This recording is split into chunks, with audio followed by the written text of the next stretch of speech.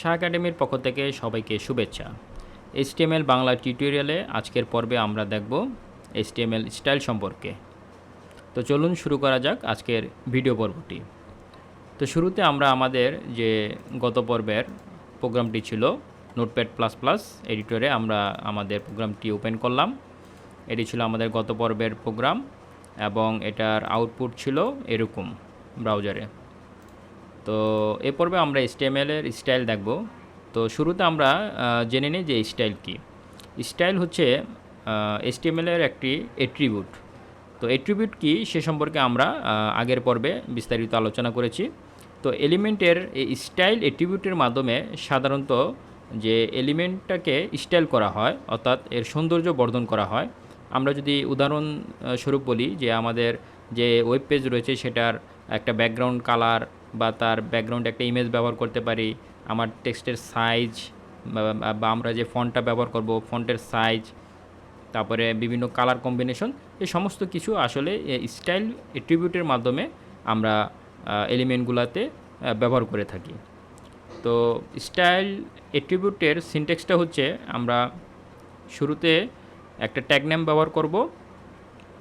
Tag নেমের পর আমরা style অ্যাট্রিবিউটটি লিখব, তারপরে ইকুয়াল চিহ্নর মাধ্যমে ডবল কোটেশন থাকবে, ভিতরে প্রপার্টি, কোলনের পরে থাকবে ভ্যালু, তারপর সেমিকোলন দ্বারা আমরা এই ট্যাগটি শেষ করব।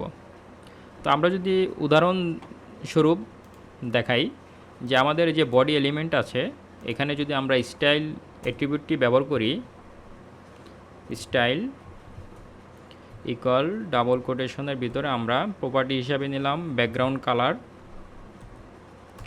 আমরা কোলন দেই এবং ভ্যালু হিসাবে নিলাম আমরা ব্লু নেই, ব্লু, তারপর আমরা সেমিকোলন দিলাম। এটাকে সেভ করি। সেভ করার পরে যদি আমরা আমাদের ব্রাউজারটি ওপেন করি, রিফ্রেশ বাটন ক্লিক করলে দেখুন যে আমাদের যে ওয়েব পেজের যে বডি আছে, বডির ব্যাকগ্রাউন্ড কালারটা ব্লু হয়ে গেছে।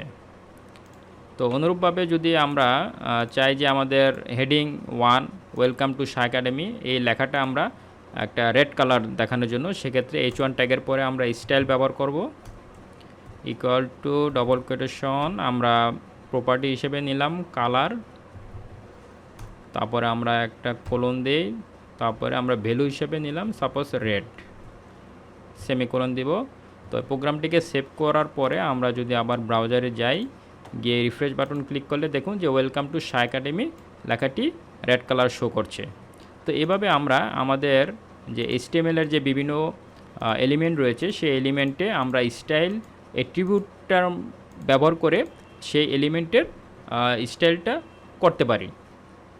তো আজকের ভিডিও পর্বে আমরা দেখলাম কিভাবে HTML এর স্টাইল অ্যাট্রিবিউটটি ব্যবহার করা যায়। আশা করি সবাই শাহ একাডেমির সাথে থাকবেন। এখনও যারা আমাদের ইউটিউব চ্যানেলটি সাবস্ক্রাইব করেনি তারা নতুন নতুন ভিডিও আপডেট পাওয়ার জন্য সাবস্ক্রাইব বাটনটি ক্লিক করুন। ধন্যবাদ সবাইকে।